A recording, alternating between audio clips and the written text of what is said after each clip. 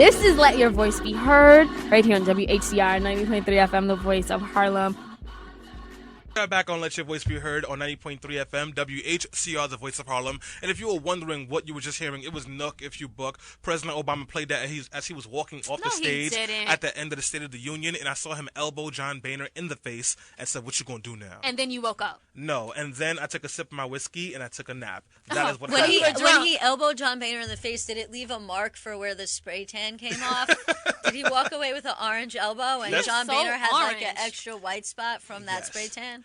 I just found out that John Boehner is like a raging alcoholic, apparently. I was going to say either that's a really bad spray tan or his liver is failing. Yeah, it could be a little bit of both, honestly. Oh, but wow. we are not here to talk about spray tan or cultural appropriation, even though it's happening all over the place. No, Iggy. We are here to talk about gentrification. So in case you guys do not read online magazines like Slate because you have better things to do, like live your lives and pay and work and be do in other the club things, on a Tuesday. turning up on a Tuesday, no molly popping, guys. That's not safe. We have a very interesting article that came from Slate, which pretty much said that gentrification is a myth. It is not real. And I want to read a quick little portion of that to give you guys some context. And it says that gentrification displaces poor people of color by well-off white people is a claim so commonplace that most people accept it as a widespread fact of urban life. It is not. Gentrification of this sort is actually exceedingly rare. The socioeconomic status of most neighborhoods is strikingly stable over time. When the ethnic composition of low-income black neighborhoods do change, it is typically because Latinos and other immigrants move into a neighborhood and displace them. So what this author of this piece is trying to say, and his name is John Boonton, I'm pretty sure I'm butchering his name, or his last name at least. Has he been to Williamsburg, Bushwick? Actually, he owns 2 condos there. No, I'm kidding, I don't know. But of course he does. What he's trying to say is that gentrification isn't real. And while we're not going to take this entire time to talk about that article in particular, it does bring up a good point. Something that a lot of people in Harlem, New York, and Washington, D.C., and Chicago, and a couple of other metro areas have been complaining about gentrification, where low-income neighborhoods are displaced. The people who lived there for years who didn't get the resources they deserved, whether that be police surveillance or the loans to revitalize their neighborhoods or the businesses. For example, there are parts of Brooklyn right now where there is not a single business, like small business, within a 10-block radius. Right. And Williamsburg used to be like that too, and then, Noah came over there. But so they're saying that they didn't get these resources, and all of a sudden a certain type of people started to come over there, and these resources came, the neighborhood changed, police surveillance increased in a good way, and all of a sudden the cost of living skyrocketed, and they were being pushed and forced out of their houses, or they couldn't afford to live there anymore. And they're saying that's their gentrification. Selena? But the premise of the article, the argument in the article, is that gentrification on a national level is very infrequent, except for these 3 major cities, which is New York City, Washington, D.C., and Chicago. Outside of that, you don't really see it happening. And when it does happen, it serves to help these communities of color. So I feel like the article was sort of getting us, who, us as New York City dwellers or residents, it's sort of getting us to look at gentrification from a larger perspective and realize this may be conflated. It may be that, because of where we live in, we always see it, and we see the protests, and we see, the media talking about it, especially locally. But on a larger scale, it's just not happening as much, or not in this way. Well, it's sort of like a forest versus trees situation, which is sometimes when you see the trees because it's happening in your community or it's happening in your city, then you don't see the forest. And I tend to disagree. I tend to think that gentrification is sort of a bigger problem, maybe not as big of a problem as I thought it was, but I don't think it's non-existent at the same time. I'm sorry, I don't watch the L word. Can you translate, please? What? Just kidding. That was a great joke. No, but you brought up something else also that I wanted to address, like this idea, and I'm using these terms that I just made up, but like soft gentrification versus hard gentrification. So you said something about small businesses. Part of the way Williamsburg has been gentrified has actually been gentrified through these little small businesses. If you go to Williamsburg, while there is like a Dunkin' Donuts and there is a Starbucks, generally speaking, there's not a lot of big corporate businesses in Williamsburg. And so I see that as what I call soft gentrification, where you have a lot of white, upper-class, yuppie types that come in and they open small businesses within the community. That is condom shops. Right, exactly. That's different from what I would call like hard gentrification, sort of what you're seeing in the Flatbush area, where they came in and opened a Target and an H&M and all these big corporate retailer stores. So I think you have to differentiate between two kind of slightly nuanced forms of gentrification and look at them differently. Well, that's a really good point, Alyssa. And to help us have this conversation in a more, I guess, detailed and intelligent plane, we have a very special guest. His name is Dillon. I'm going to butcher your last name, Dillon, and you can punch me in the ear when I finish butchering it. It's Dillon Mahmoudi, and he's an economic geographer and PhD candidate in the Tulane School of Urban Studies and Planning at Portland State, Portlandia. His research focuses on the role and production of technology in urban areas and geographies of urban wealth and inequality. So, Dillon, thank you so much for calling in today and joining our conversation. Have you had your brunch yet? Oh, of course, man. That's rule number one in Portlandia. Yeah, man. Yeah. Yeah. Do you have quirky but adorable glasses that have no frames in them? That's actually they check that at the border to make sure that you've got it before they let you into Portland. But yeah, no, thanks very much for having me on the show. This is a really great topic to have and discussion. I want to go back to that Slate article. Gentrification is a myth. You know, I read that headline and I was like, no, hold up. Is this real? You know, it's telling because at the end of the article, the author John he says he actually prescribes all of these kind of anti-gentrification, anti-displacement strategies. So he's actually kind of, you know, he says gentrification is a myth, but then says everything that we do to combat gentrification is a good thing. So that left me a little confused. Right. Dillon, correct me if I'm wrong, but didn't he quote some of your research that you've done in that article? Didn't he cite that? Yeah, he did. You know, we did a national level study looking at what happened to census tracts over the last 50 years. And you know, what we found was that we were actually looking at, you know, change over time and what happens to neighborhoods that are in concentrated poverty. So neighborhoods that have 30% of their residents living in below the poverty level. 30% of the residents living below poverty level. So what we saw is that places that met that criteria, they stayed in high poverty. And this is the point of our report, was that there is this persistence of poverty. And we also kind of looked at neighborhoods that rebounded, so it went from above that 30% poverty level to less than 15% poverty. And we found that was kind of, you know, rare in our sample, but that's actually probably an artifact of how gentrification happens. Gentrification is a process, right? So what we didn't get to look at is all of these neighborhoods that are going through the process of gentrification right now. So we only looked at neighborhoods that had, you know, perhaps already gone through a gentrification process. So, you know, gentrification is on the rise, and I think that's exactly what we're all, you know, seeing in places like New York and D.C., Chicago, even Portland. Thank you so much for that. I'm going to come and gentrify Portland. I'm going to bring Hennessy and Juicy J, and you guys will not stop me. I promise you that. Are you going to do the opposite? It's like reverse gentrification. Yeah, as soon as I get there, the economy will go down. But no, Dillon, I do have to ask a question, and you may or may not be able to answer it. Just do your best for me. What would the process look like, and what is an early indicator of gentrification?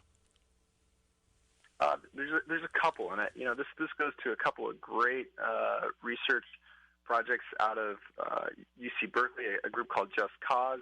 Another one of my colleagues, Lisa Bates, has looked at this. There's kind of a demographic change that can happen. That's one of the early stage indicators of gentrification. There's also economic change. I think one of the reports that was in that Slate article looked at purely economic change, or it can be kind of both. You know, an economic change and a demographic change happening at the same time. And we're talking about, you know, the eviction of communities of color, or we're talking about a rapid rise in incomes Those are kind of the two, like, oh, something's happening in this neighborhood. We should probably take a look and see what's going on here. Thank you so much for that. So, guys, if you just tuned in, this is Let Your Voice Be Heard on 90.3 FM, WHCR, the voice of Harlem. I am Stanley Fritz, and we are talking about gentrification and whether it was happening. And Dillon was just answering the question of what are some of the early sites of gentrification. So, my next question for you is something that comes up a lot in communities of color, especially in Harlem, where I like to believe that gentrification is happening at a heightened rate. Can gentrification only happen if it's people of color being displaced by white people? Is that how it works, or is it only financial? That's a great question. It does that is not the only requirement. There are examples of gentrification. I think the Austin American Statesman did a great little piece on what happened in Austin over the last 30, 40 years, right? It's when what they detailed was how Black and Hispanic communities were kind of put in these boxes where the government said, we're only going to give you services if you live in East Austin, and then over time, that of course they didn't get home loans, so. As property values rise, they did not get to share in the wealth generation.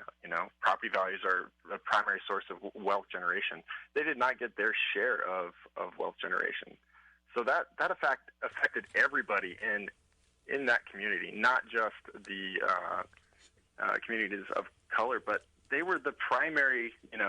They were the disproportionately affected by that lack of, capacity to grab onto the wealth that was generated. So that's why I don't watch Friends, Dillon. That's why. So, guys, if you're tuning in, this is Let Your Voice Be Heard, and we are having a conversation on gentrification. You should give us a call and let us know your thoughts, questions, or concerns. Our number is 212-650-6903. Again, that is 212-650-6903. And I'm throwing Alyssa a no-look alley so she can talk. Boom. Hi, Dillon. This is Alyssa. I assume you heard me speaking during the introduction and me drawing this distinction between what I called quote-unquote soft gentrification versus quote-unquote hard gentrification. I was just wondering if there really is a distinction between when people move in and open small businesses and drive property values up in that way versus when large corporations go in. Is there a distinction? How do we draw that distinction? And what does that distinction mean within the larger conversation of gentrification?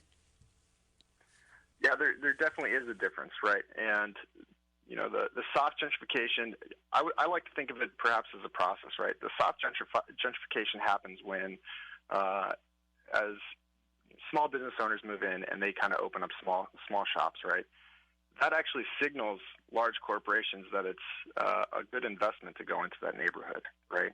So the soft gentrification is almost kind of a early indicator, very early indicator, and the hard gentrification probably comes later. So thinking of it as a process is actually a pretty useful way to think about that type of gentrification. And we do have some people who have been tweeting us. Yeah. If you're not calling, Celine, you want to read the tweets? We have a lot of good tweets. People who live in gentrified areas and just telling what their experience has been like. And there was just one person who responded to the article that said gentrification is a myth. And she said whoever said that was an idiot unless the just witness pure segregation and are cool with it. I have no idea what that tweet meant, but I will say you can tweet us at BeHeard_radio. And I did want to just ask a question because when it comes to people being displaced and low income and the working class being moved out, Dillon, where exactly do they go? Is there if this is a process, the Bronx, and people know exactly what's going to happen, they carve out these areas that they want to gentrify and they give it a certain amount of time. They say within 10 years this neighborhood is going to look like this. Where do they plan for the people that live there and who are going to be priced out? Where do they plan them? Where do they go? And how do they plan for that? Jersey.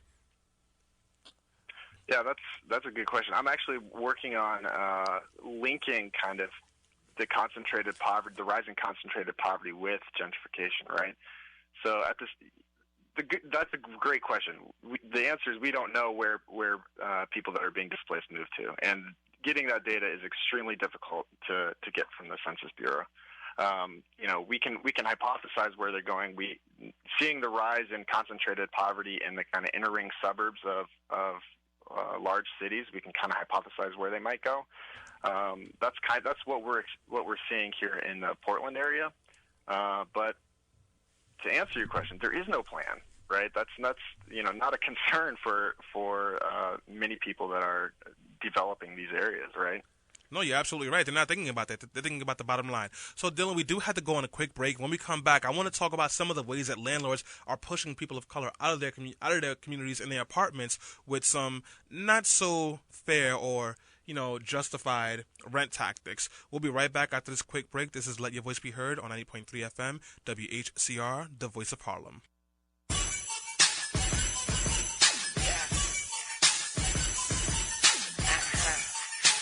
WHCR 90.3 FM, New York. Hello, motherfucker. Hey, hi, how you doing? It's Visa F, baby. Come to take a and on the toilet bowl. Stomping on this beat like WHCR 90.3 FM, New York. I'm so official, all I need is a whistle. I should be a rapping singer.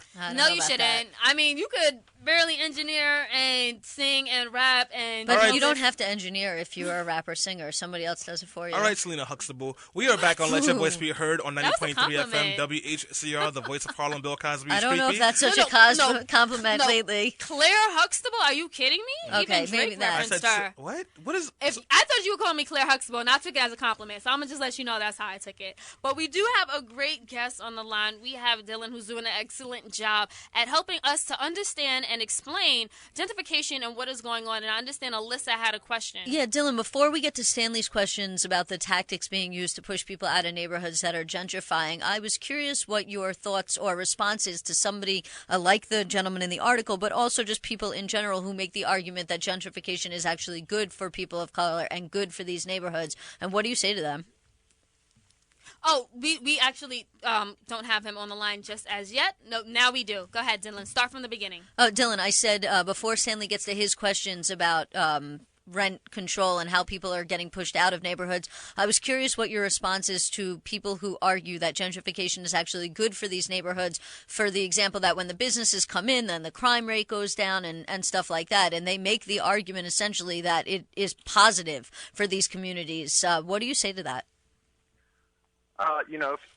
If people can stay in their neighborhoods, then they might be able to benefit from it. But again, the primary way that someone would benefit from it is through the increase in property values. And we know that in communities of color, home ownership rates are lowest. So people don't get to benefit from the primary source of wealth generation, right? So that's. I mean, I would say no, they don't. But there is some evidence to say, they might benefit a little bit. But I think on the ground, if they're not getting, going back to the theme earlier in the show, ante up, they're not getting their main source of wealth out of it, and that's a problem. Wish I could bring Pump back. Boom. Run that. All right. You are in rapper mode today. All right. Real talk, Selena. I will spit a hot 16, but not right now because I got to pay my rent. So we do have a caller on the line, and it is not who you think it is, Selena. It is not Big Pun. Bruce from Harlem would like to let his voice be heard on gentrification. Bruce, the floor is yours. Hello to the panel. Hello. Hello. Yes. Hi, how's everybody? Good, I hope. We're doing well. Yeah, I know that gentrification is real. I live in Harlem, and I've been here for, I don't want to give out my age, but let's just say for quite a long time, and I've seen a lot of people come and go. And now, my block is predominantly white, whereas before it was predominantly African-American. And yes, the property values have gone up, but at the same time, so have property taxes. And that has actually increased the financial burden for people who have been here for a long time. And I know that Whole Foods is soon to come, and it's like another issue is that a lot of I believe people should have a right to move wherever they want to move. Mm-hmm. But my issue is that the attitudes that come with a lot of the people who have moved here now, it seems like a lot of the whites who have moved to Harlem look at me as as if I'm in their neighborhood, as if I'm in their way. And I just find that to be strikingly arrogant. Thank you so much for your comment, Bruce. I actually want to bring that up as well. There was a woman who moved to the 150s on the convent side, and anyone who's in Harlem knows in that area there's a church where the bell goes off all the time. I think at the top at every hour. And this woman had just gotten there. She goes, and she tried to start a petition to get people to get the church to stop having their bells go off. This has been going on for over 30 years, and she just moved there 2 weeks ago and was trying to be about that life, and the community had to let her know real quick. They definitely sent for her because she tried to send for the church.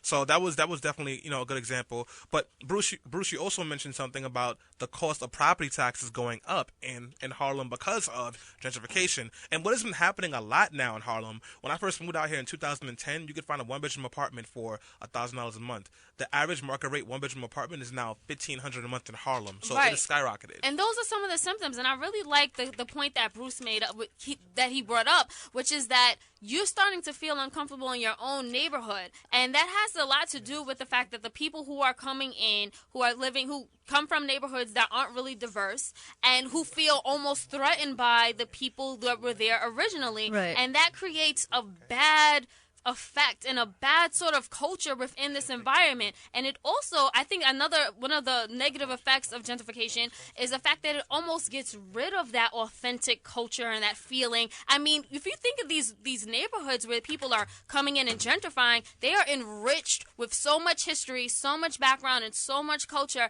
and then all of a sudden it's being almost whitewashed, and you wonder why people are upset. There's a Supreme Court case that I want to get to, but before we do, we have another caller on the air. One of my favorite callers, actually, Mr. Omar. Mr. Omar, let your voice be heard. Yes, sir, my brother. Just call me Brother Omar, and thank you for this most interesting topic. I heard someone say that when you have the regentification of your neighborhoods, that the services are better. I humbly disagree. I still have to wait an hour at the post office. I still see long lines at the supermarket. And by the way, the same thing is happening. I have a buddy of mine, a Canadian gentleman who happens to be of your Caucasian persuasion. And he says the exact same thing is happening in London, Paris, all over the world, where they're moving the brothers and sisters out of the neighborhoods, raising the rents, and the Europeans are moving in, taking over, and throwing them out. And when you say that the services should be better, the taxes are higher. I live in a building right now that's up for sale, and they were charging $6.3 million. I heard they just went down to $1 million because no one would buy it. And my neighborhood also is a mixed bag. And I have no problems with living with anyone. But like I said, I wish that the rents would remain stable, especially for senior citizens like myself who are on fixed incomes. And once again, I'd like to leave you with my signature. I love you, and there's nothing you can do about it. Have a blessed day. Thank you so much, Brother Omar. That was, I appreciate callers like that. People who are who live in these neighborhoods, and they're seeing the gentrification happen right before their eyes. You know what? He's very right, and I also want to leave you guys with my signature. I'm drunk, and that will never change. So, getting back to Dillon in the conversation of gentrification, I wanted to talk about a case that is going to the Supreme Court in regards to the Fair Housing Act. So, the way the Fair Housing Act worked before, and someone correct me if I'm wrong, because I may be wrong. Selena's face is telling me I might be. Pretty much, the Fair Housing Act bill was passed to help protect people of color from housing discrimination. And what that meant was that they would look at the metrics of how people were being allotted housing or giving loans for houses or apartments. And if things look shady, so to speak, then you might be able to get called out for discriminatory housing from redlining or just not letting black people in your neighborhood, et cetera, et cetera. That's up to the Supreme Court, where they're trying to say that that should not be the case. That should not be an issue unless they specifically use like a racist remark or like showing racism to block you from living there. Alyssa? When you say they, I mean the group that's fighting against this law. The group that's what you mean. What you mean?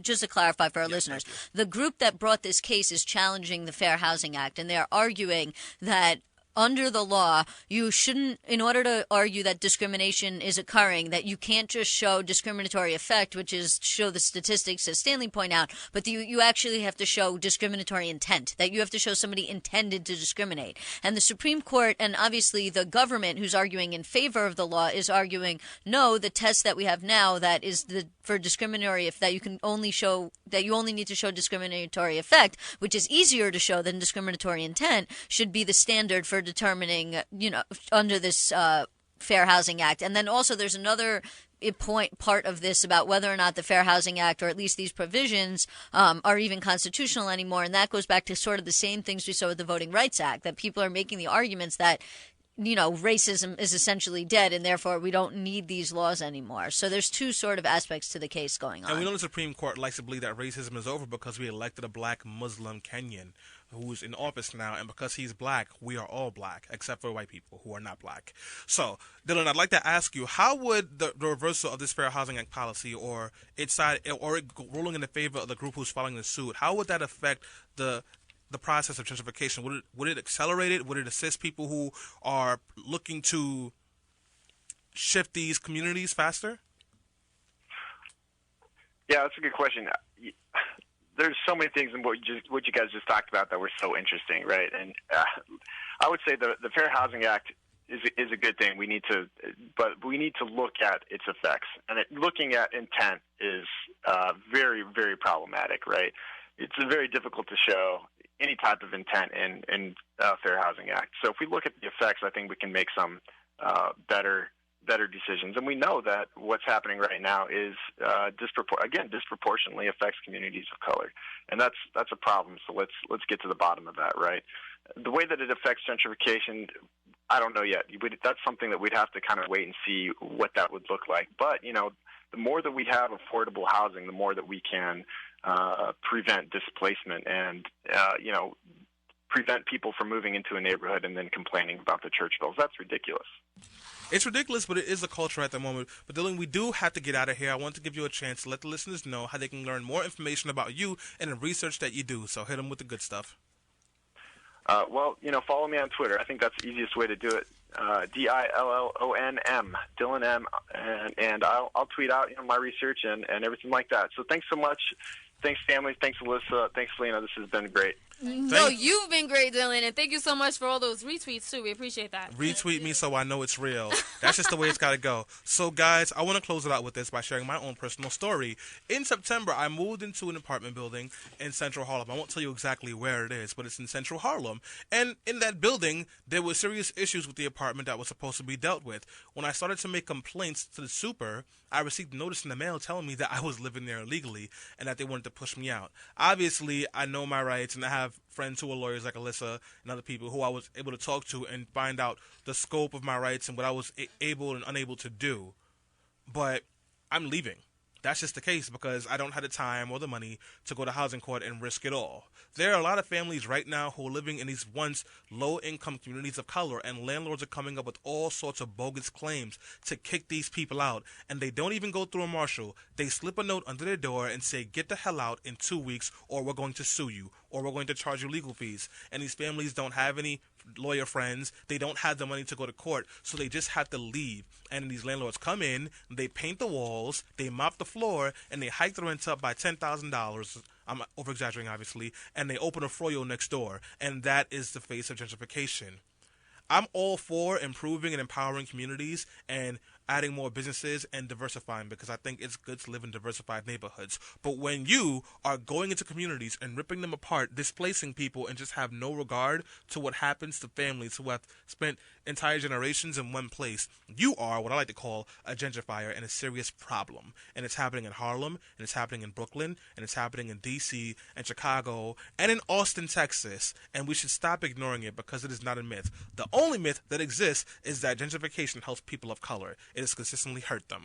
We will be right back, guys, and when we do come back, we will be talking to Kwanzaa A. Billy, or K. Billy Push It for Nasty. This is Let Your Voice Be Heard.